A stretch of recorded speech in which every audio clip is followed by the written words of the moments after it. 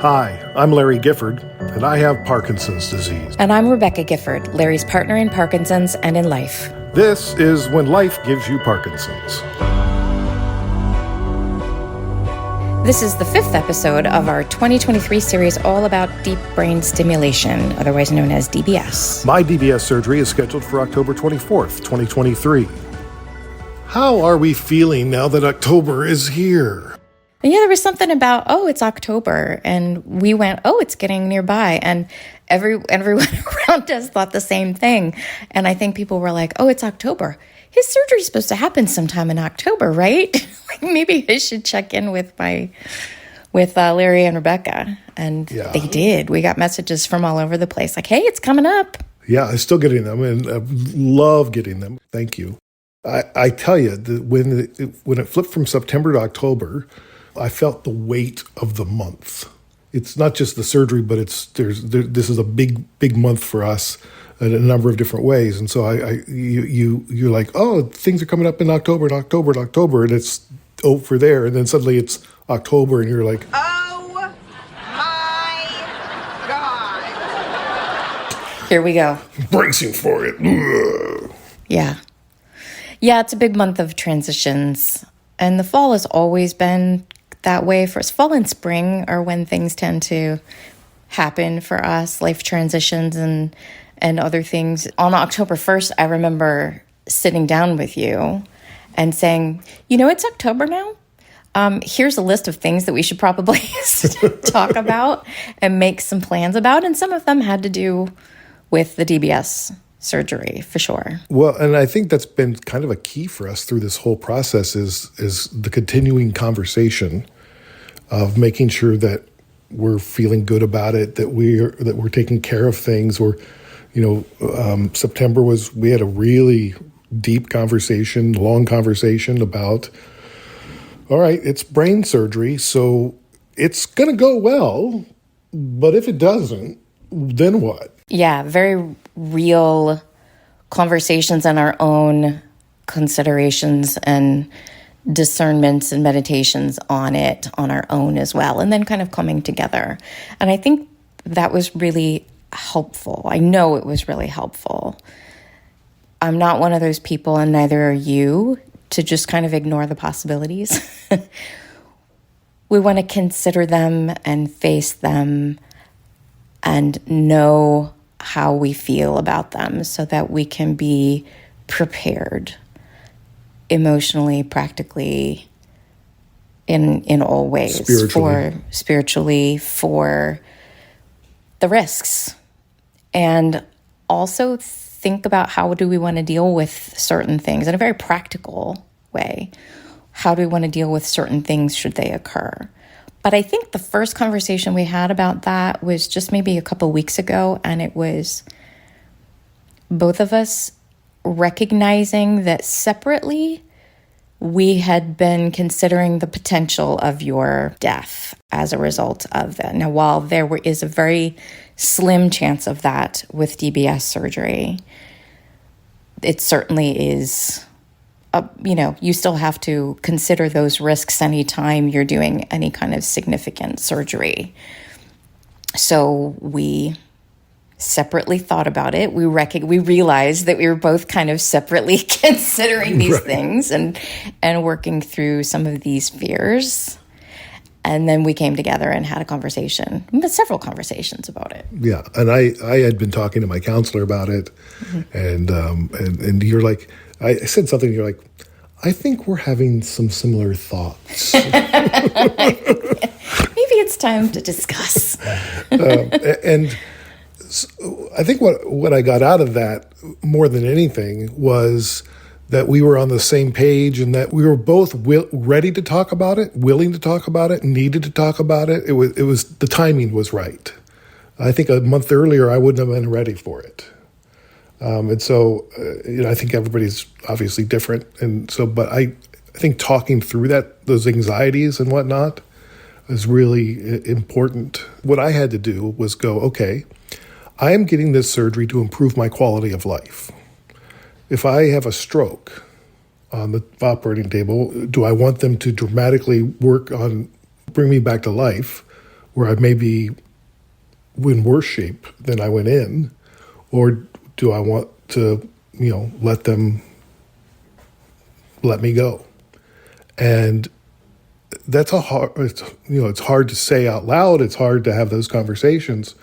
But if the point and purpose of the surgery is to improve my quality of life, I certainly don't want to leave the hospital worse off. I'm going to haunt you if I die. I hope so.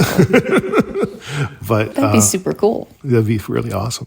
And everybody's different in that regard, and you have to figure out what it is for you. And then you're like, okay, now I need you to write that down very specifically. Right. Yeah. So we're working on that. Can we put this in a legal document? I found some peace from the conversation and from my own musings on it as well. And I thought and I meditated and I wrote about it.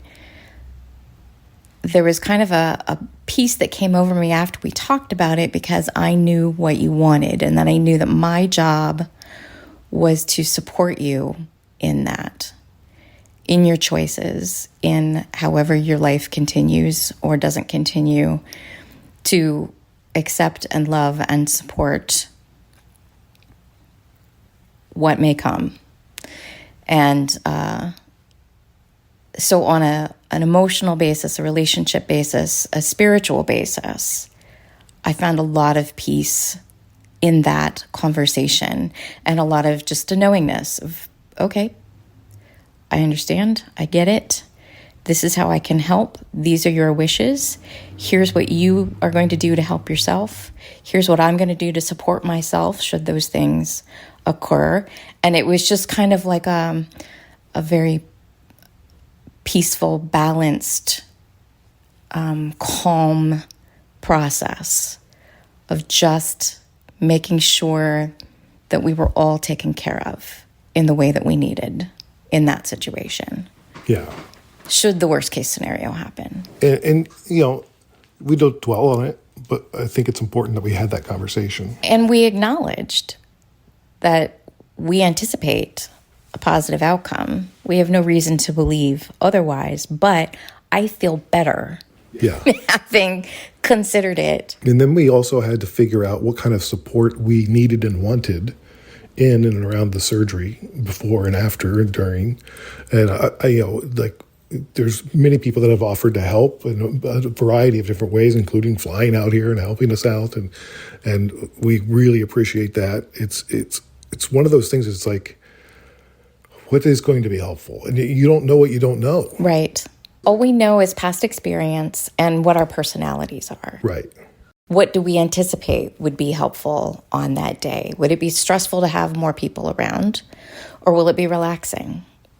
And so just being really honest with ourselves and holding our boundaries with other people who've extremely well-intentioned in loving ways, offering to help and be there and anticipate our needs and other things. And we're just being really honest with, will it be stressful to have a lot of people there? And for you and for me, we discerned that it would be, that we want to kind of keep it, to make it the calmest environment possible. We want to keep it really small. We have taken some people up on their offers, because I think we're going to need help with Henry at times, and we're going to need, maybe a dinner here or there. Who knows? Well, because you and I, we discerned that we want a calm and small environment around us. But we're also more introverted than Henry is. Henry's extremely extroverted, and he gets calm and balance from being around people and having that social outlet. So, anticipating all three of our needs, there's only so long that Henry will sit in the sit calmly and quietly in the waiting room. So we've anticipated that and put in processes and fail safes and gotten some folks kind of on call who are here locally who can help and take Henry for a while. If he just needs an outlet, we can take him to lunch. If he needs somewhere to be and you need to be at the hospital a bit later than expected, he's getting antsy, we gotcha. We got your back. And that's huge help. And we've been talking with him about this since we went to the doctor the first time for the evaluation. and keeping, and the questions are usually very simple, or it's short conversation because he can only take so much at a time. And he's very literal. And so, he's thinking about it, and he'll ask questions every now and again. My favorite was the other day, he goes, okay, I have one more question. Now I don't think you will, but if you die, do I get your cell phone? Extremely practical, black Very and white, practical. literal son of ours. I'm like, sure. You're going to have to work that out with your mom. And that's our son. What Yeah. does this mean? What does this mean for me? How does this look? And there's been a lot more hugging and, just. Yes. Yeah. But he's doing great, and he's going to be a great nurse for me and with you. And he's very empathetic when it comes to people who need assistance. Yes, he will want to help. That fatty neuron-firing wonder blob in your head is an unbelievable machine. It's an information superhighway where data travels up to 268 miles per hour. It updates, it syncs, it reconfigures, it processes 74 gigabytes a day. And unlike this device, your brain storage capacity is virtually unlimited.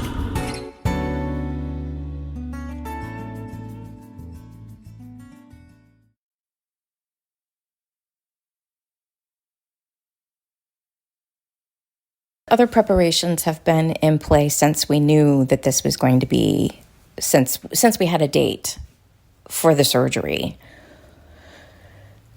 where you really wanted to make some space in your life, bring in some calm, bring your stress level down, bring your obligations and the expectations of others down a bit, so that you could focus on staying well, staying open, preparing yourself, body and soul, for what you were going to be going through and the healing process afterwards. I established, after we got back from Barcelona from the World Parkinson Congress, that I was not going to fly anywhere this fall, and that I was not going to do speaking engagements, other than a few quick webinar type things or podcasts from my office where I didn't have to go anywhere.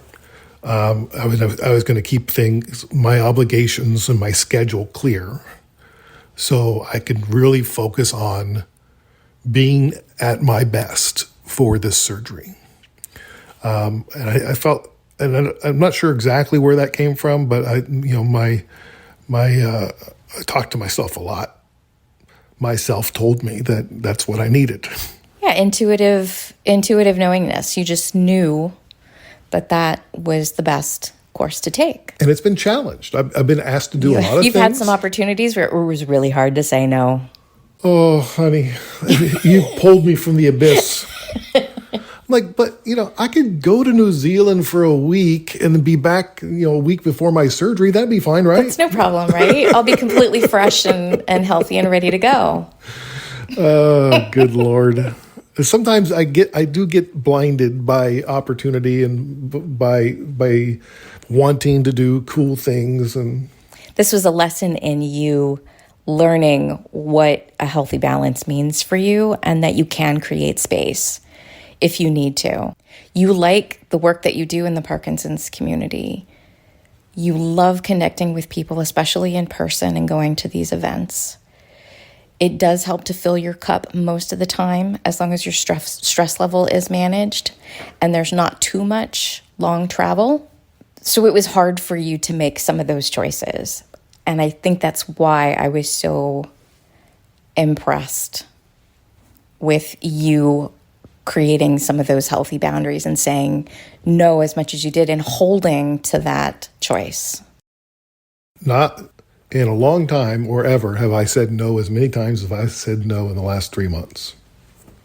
And it's empowering, but it's, I've also, at first you're like, oh, I'm disappointing people. Like you make up all these stories and then you realize I'm having DBS surgery so I can be here longer. So I'll have plenty of time to do all these things in the future. This also, I think, was a huge lesson in you finding what balance works for you, because you found you liked having more space and fewer obligations and lowered expectations that gave you room to breathe and heal and really take care of yourself. And you hadn't given yourself that space in years. And because I was doing that, and I was in a good place, and I wasn't overbooked or overloaded with a lot of stress, when I was told that I was being laid off from my job October 20th, I was able to digest that and be okay with that and work with it in stride and go, okay, well, that's another thing that we will deal with, and we will move forward and we'll move through it. And it's an opportunity to grow on the other side. And you had time and space to access the tools that you have to deal with those stressors without, as you said, panicking, or without this huge sense of urgency, or our life is tumbling down, and it was almost like, yeah, look, our life's changing. The things are tumbling a little bit. Towers are falling. And oh, yeah, that sounds about right. It kind of makes sense with the other things going on in our life and the changes that we're making and whatnot. So it's just part of the long-term plan, I suppose. I am grateful for all the opportunities that are being presented to me to evolve myself in October. Like and over the course of the next years, I mean, there's going to be, there's a new journey. And so we'll walk that journey just like we have before. When these things happen, when these life events happen. This is not the first time we've been through major life events or a lost job or whatever. We've learned to go, okay, so we're on a journey and we're on the path, and that's just a stick in the path. Yeah, we just got to hop over the stick. Yeah, or just move the stick, Right, and figure out what's next. What is this opening up for us? What does this make space for? Now, to be fair, we haven't had this so evolved and enlightened positive attitude every moment of the of the process, with all of these changes and challenges coming. You are catching us in a very calm and open and accepting moment after we've done a lot of our work already.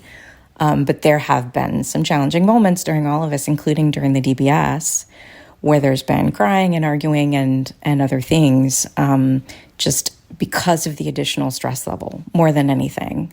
Not even such disagreements about what's happening or how to deal with it, just feeling the baseline stress level of the house being up a few notches. Yeah, shorter tempers. You were getting strangely dyskinetic there for a while. For sure. When I get stressed out, my intestinal system goes haywire, and so I was having some issues with that for a while, and we were definitely feeling the additional stress, and in some cases taking it out on each other. Yeah, and I'm finding my tremor is no longer hidden 24 hours a day like it used to be on the medication, and like, so there, even though we sound calm and internally there's things going on, and so like my temperature regulation of my body is all out of whack. And yeah, it was right around the same time that I was having some digestive issues.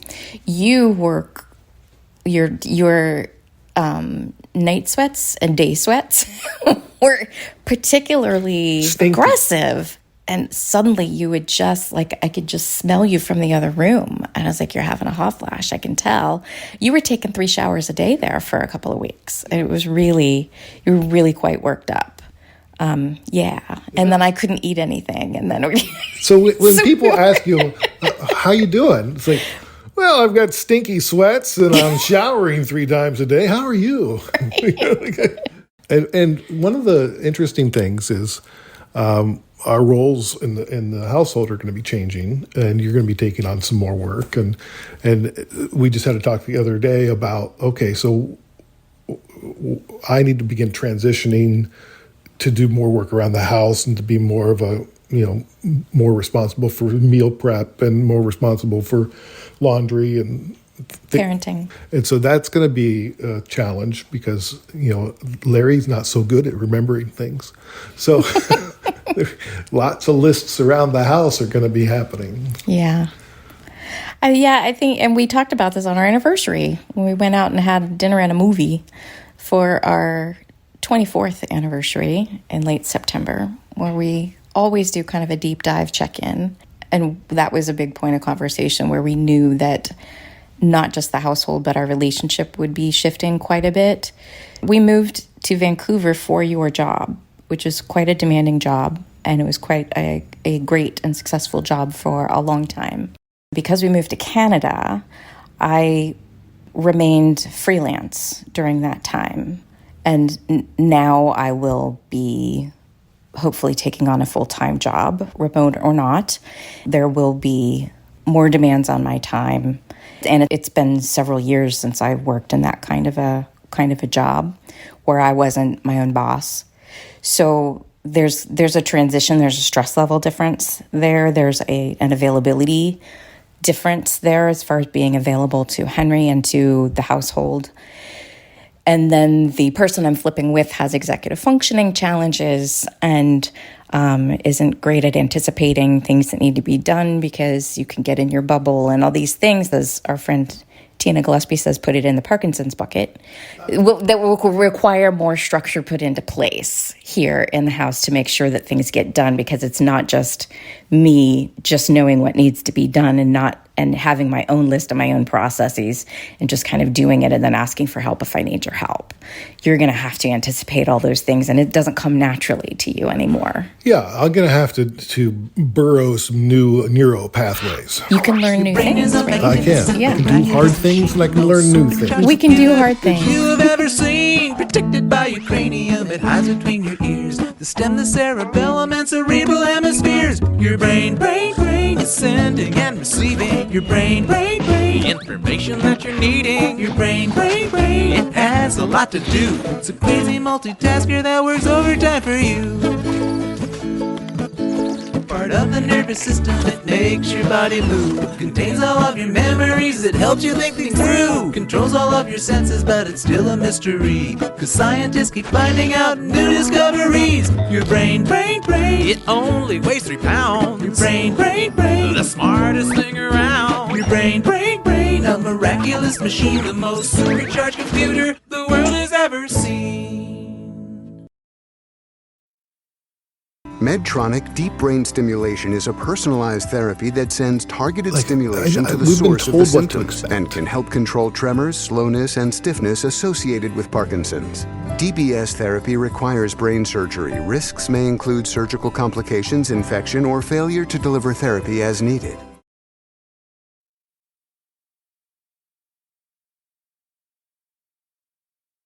The best that the medicine can do for me is what they can do for me with the surgery, but 24 hours a day instead of at the peaks. But what do you expect or hope that the surgery will provide? It's not very specific for me because I don't experience your symptoms. For me, I want for you increased quality of life. So whatever that means, the things that they can anticipate, it will address as far as your Parkinson's symptoms, and the things that sometimes happen as part of that process that they can't anticipate and guarantee or promise or mention. Any of those things that would improve your quality of life and help you manage your life and do the things that you want to do, I'll be thrilled. The specifics I kind of leave to you, because you know what those things are that would improve your quality of life the most. And some of them are things that cannot be promised by the DBS. Your neuropathy and some of the pain and other issues in your lower extremities, they can't anticipate that it will help your walking and your balance. So that's a safety concern as well that will hopefully become lessened. But as far as that, there's no guarantee. And they said as much. They're like, yeah, we can't. And executive functioning is probably not going to be impacted. At least they can't say that. I may sleep better, which I'm looking forward to. Yes. Because good sleep can change the whole day. 100%. As part of your sleep process, we did make some changes. One of the other changes that we made in recent months. Yes, we went out and preparation for post-op, and me probably not wanting to lay flat on my back or on the couch or on a bed, we bought a lazy boy. And this is where I camp out now. And this will be where my post-op position, so I can be sitting up or I can lay down. And this is where I sleep now, too. It's the most comfortable spot in the entire house. I have what they used to call an old man's disease, and so I got an old man's chair, and I love it.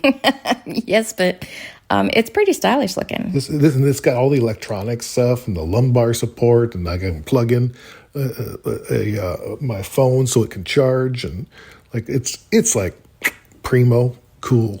I'm thrilled that we made that investment.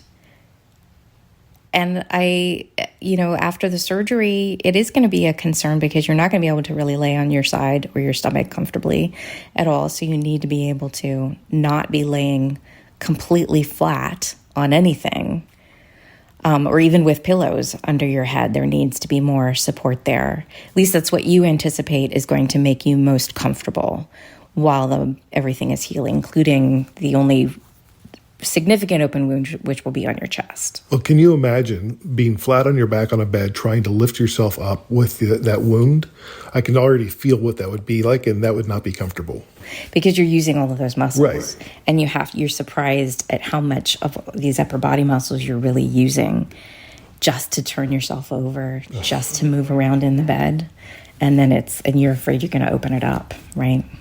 The other advantage the Lazy Boy has as far as sleeping in it, it's so cushy and comfortable, and you kind of like lose yourself in it, that my active dreaming, I'm not going to fly out of this chair easily. Or with a bed or a couch, I'll roll onto the floor or whatever, or tackle the nightstand. That's not going to happen with this, unless it gets really out of control. I levitate over it. Yeah, there's nothing nearby that you could damage, and there's no way that you could damage yourself. So that's kind of nice too. You take stock when these things happen, and I'm very lucky, and I'm so grateful. I'm extremely grateful. Being in a situation and a collection of situations right now where we knew that we needed to talk and think and collectively understand what we believe, what's important, how we want to go about life, what our priorities are, and the things that frighten us. These conversations over the last month or two have been a huge part of that we've been able to maintain communication and closeness and connection through all of this change and stress and potential and opportunity and everything that's occurred in the last few months. I'm extremely grateful, and I love you. I love you too.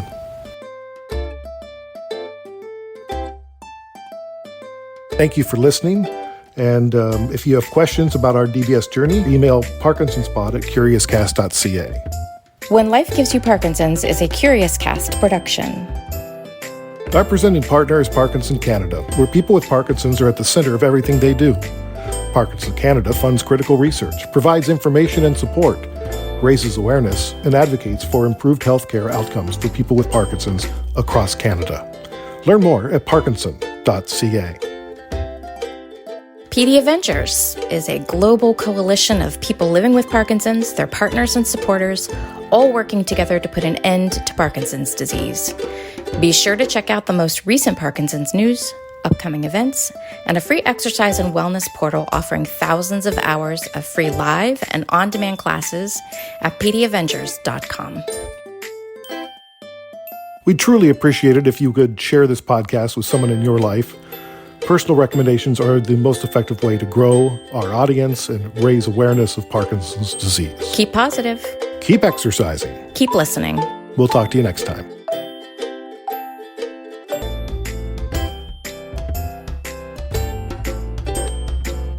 Oh, great. You're still here.